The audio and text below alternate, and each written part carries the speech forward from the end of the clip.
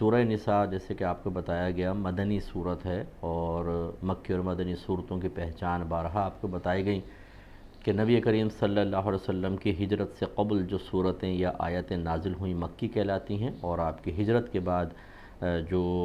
جن کا نزول ہوا وہ مدنی آیات یا مدنی صورتیں کہلاتی ہیں۔ چونکہ آپ اس میں گفتگو سن چکے ہیں، میں چند مخصوص آیات پر مختصر سا درس کرتا ہوں اور پھر انشاءاللہ ہم دعا کریں گے۔ اللہ تبارک و تعالی نے تیسری آیت میں ارشاد فرمایا کہ وہ اللہ تعالی ارشاد فرماتا ہے کہ فَانْكِحُوا مَا طَابَ لَكُم مِّنَ النِّسَاءِ مَثْنَىٰ وَثُلَاثَ وَرُبَاعَ فَإِنْ خِفْتُمْ أَلَّا تَعْدِلُوا فَوَاحِدَةً۔ یہ عورتوں کی یہاں پر ایک تو نکاح کی اباحت سمجھ میں آتی ہے۔ ترجمہ یہ ہے کہ پس اے لوگو نکاح کرو تم ان عورتوں سے جو تمہیں پسند آئیں، دو دو سے اور تین تین سے اور چار چار سے۔ پھر اگر تمہیں خوف ہو کہ تم عدل نہ کر سکو گے تو ایک سے۔ تو اب اس میں اللہ تعالی ایک تو اس میں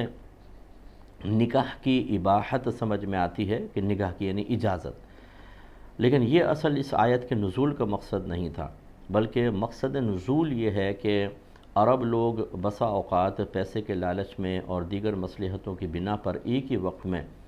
کئی عورتوں سے نکاح کرتے تھے۔ بعض روایات میں تو 100 عورتوں سے نکاح ثابت ہے، لیکن وہ 2-3 کا حق پورا کرتے اور باقی کو ایسی معطل چھوڑ دیتے، اور وہ بیچاری نہ کسی اور سے نکاح کر سکتی، نہ ان کے تقاضائے نفسانی پورے ہوتے اور نہ دیگر ان کی حاجات کی تکمیل ہوتی۔ اس طرح ان کے لیے ایک ظلم عظیم ہوتا تھا۔ ہمارے نبی کریم صلی اللہ علیہ وسلم تشریف لائے تو اللہ تبارک و تعالیٰ کے حکم سے ایک لمٹ قائم فرمائی کہ اس تعداد سے زیادہ نہیں کر سکتے ہو، اور یہ یقینی سی بات ہے کہ اللہ تعالیٰ نے ہمیں پیدا کیا اور اللہ تعالیٰ ہی جانتا ہے، وہ علم رکھتا ہے، وہ قدرت رکھتا ہے، اس نے اپنے علم سے اپنی قدرت سے مختلف لوگوں میں مختلف قسم کی کیپیسٹی رکھی ہے، صلاحیت رکھی ہے۔ تو بعضوں کو زیادہ نکاح کی خواہش ہوتی ہے، اگر وہ ایک پر اکتفا کریں تو پھر وہ اگر ایک ہی عورت سے نکاح کرنا فرض ہوتا دوسری سے نہیں کر سکتے، اور زیادہ خواہش ہوتی تو پھر انسان ہو سکتا ہے کہ نکاح کے باوجود زنا کی طرف چلا جاتا یا کسی اور طریقے سے اپنے تقاضائے نفسانی کو پورا کرتا۔ تو پھر اس میں جو مقصد نکاح تھا، ایک بہت بڑا مقصد نکاح کہ انسان حلال طریقے سے اپنے تقاضے پورے کرے، وہ فوت ہو جاتا۔ اس لیے اللہ تعالیٰ نے 2 پھر 3 4 تک عورتوں سے نکاح کی اجازت مرحمت فرمائی۔ تو گویا کہ یہ آیات تعدد ازواج کے حق میں نازل ہوئی کہ کتنی بیویوں سے نکاح کر سکتے ہیں، لیکن نبی کریم صلی اللہ علیہ وسلم نے بیویوں کے درمیان عدل کا حکم دیا۔ اللہ تعالیٰ ویسے ہی مطلقاً ویسے یہ بیویوں کے بارے میں نہیں ہے، لیکن عدل کا حکم دیتا ہے کہ اعدلوا ہوا اقرب للتقوی، اے لوگو عدل سے کام لو، وہ تقوی سے زیادہ قریب ہے۔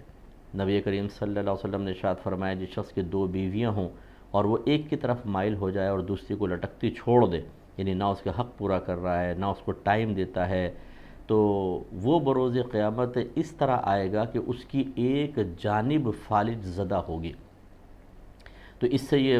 پتہ چل جائے گا، اب یہ دیکھیں میدان محشر میں لوگ بھی اس کو دیکھیں گے کہ بھئی یہ ناانصاف شخص، اس نے 2 بیویوں کے درمیان انصاف نہیں کیا ہے۔ تو بعض اوقات جب عورت حاصل ہو رہی ہوتی ہے تو کچھ ایسی خواہشات انسان پر غالب آ جاتی ہیں کہ وہ نہ تو عدل و انصاف کے تقاضوں کو پیش نظر رکھتا ہے، نہ فیوچر اس کے پیش نظر ہوتا ہے کہ جب 2 بیویاں ہوں گی میں کیسے ان سے ایڈجسٹ کروں گا، پھر جب اولادیں ہوں گی ان کے اخراجات میں کیسے پورے کروں گا، پھر اگر میں مر جاتا ہوں تو میرے مال وراثت میں کیسے آپس میں لڑیں گے اور ایک دوسرے کے گریبان کھینچیں گے، کوئی پرواہ نہیں ہوتی، میری خواہش پوری ہونی چاہیے۔ تو اکثر ہمارے پاس جو کیسز آتے ہیں وہ اسی قسم کے ہوتے ہیں کہ سوچے سمجھے بغیر بس عورت مل رہی ہے تو فوراً نکاح کر لیا اور مطمئن یوں ہے کہ جی حلال طریقے سے کر رہا ہوں، لیکن اس کے تقاضے بھی تو پورا کرنا لازم تھے۔ اگر شریعت نے اجازت دی ہے تو مقید اجازت دی ہے، وداؤٹ اینی کنڈیشن نہیں دی ہے۔ اسی لیے اللہ نے آگے ارشاد فرمایا فَإِنْ خِفْتُمْ أَلَّا تَعْدِلُوا فَوَاحِدَةً، پھر اگر تمہیں خوف ہو کہ تم ان 2 بیویوں کے درمیان عدل نہ کر سکو گے تو پھر ایک سے نکاح کرو۔ اس کا مطلب یہ ہوا کہ جو شخص نہ علم سیکھے، نہ اس کو دین کا پتہ ہو، نہ اسے یہ پتہ ہو کہ دو بیویوں کے درمیان عدل و انصاف کے تقاضے کیا ہیں، یہ معلوم ہی نہ ہو کہ عدل کن کن چیزوں کے اندر ہوتا ہے، اور شوق اتنا ہے شادی کرنے کا، سر کے بال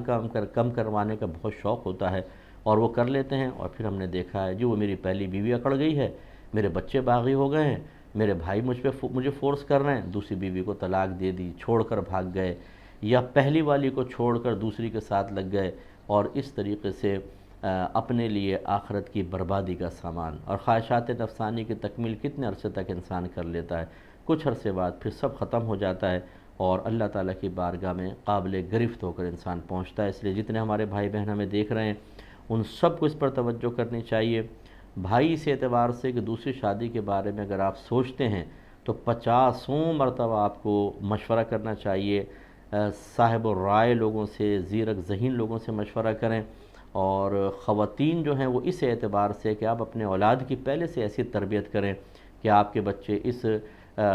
ناانصافی کے راستے کو اختیار کرتے ہوئے 50 بار سوچیں۔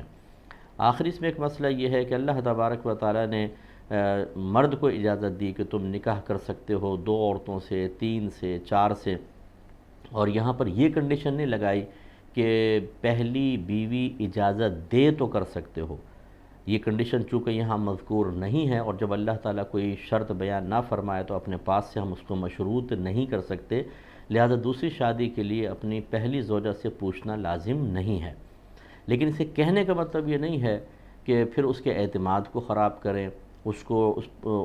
کو اعتماد میں لیے بغیر عملی قدم اٹھا کر اور پھر اچانک اسے اطلاع دے کر اس کی شدید دل آزاری کا سبب بنے، یہ صحیح نہیں ہے۔ اس لیے بہتر یہی ہے، مستحب یہ ہے کہ اگر ایسا ارادہ ہو تو سب سے پہلے مشورہ کریں، اچھی طرح فیوچر کے بارے میں سوچیں، اگر یہ صلاحیت آپ کے اندر نہیں ہے اس میں بھی کسی سے مشورہ کر لیں کہ اگر میں دوسری شادی کرتا ہوں تو کیا کیا فائدے ہو سکتے ہیں اور کون کون سے نقصانات میری طرف متوجہ ہو سکتے ہیں، اس کے اعتبار سے انسان کو پھر کوئی فیصلہ کرنا چاہیے۔ اور پھر اگر آپ شادی شدہ ہیں اور آپ کی یعنی بیوی حیات ہیں، دوسری شادی تو بیوی کے مرنے کے بعد بھی ہو سکتی ہے، طلاق دے دی پھر بھی ہو سکتی ہے، لیکن یہاں کلام ہے 2 بیویاں ایک ساتھ رکھنے پر، تو لہٰذا اپنی زوجہ کو حتی الامکان اعتماد میں لے کر کریں۔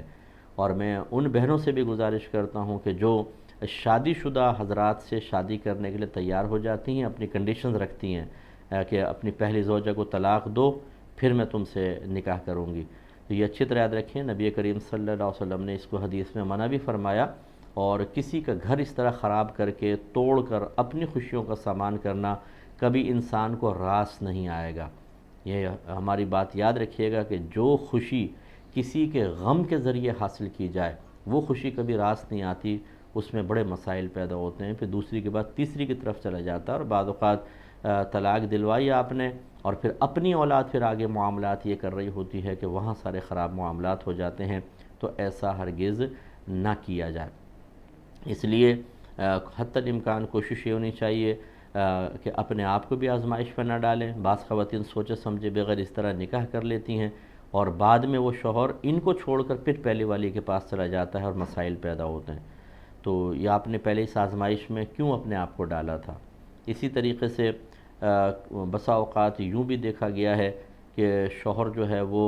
مطلب اپنا سارا مال و متاع دوسری کے نام کر دیتا ہے، اس طرح ناانصافی کا مرتکب ہوتا ہے، اور اپنی اولاد اور بیوی کو مال سے محروم کر کے، اور پھر وراثت بھی ساری اسی کے پاس گویا کہ چلی جاتی ہے۔ اس طرح بھی کئی خرابیاں سامنے آئی ہیں، اس لیے تھوڑی سی احتیاط ہی کرنے میں بہتری ہے۔